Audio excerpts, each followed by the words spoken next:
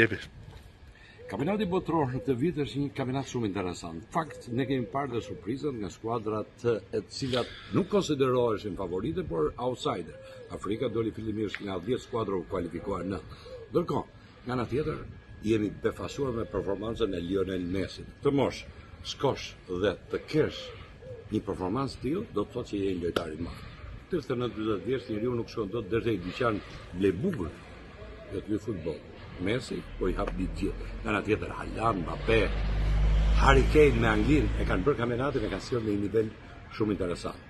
Këto ditë, duke u ngritur temperaturat, po ngrihet edhe niveli i kampionatit. Ne do shikojmë se cila nga këto skuadër, se cila nga këto golshnues do të shkojnë në maj të Kupës së Botës. Kush do ta marrë?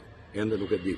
Po Franca duket që luan një futboll shumë mirë, fort, por ekuilibri vjen nga Spanja.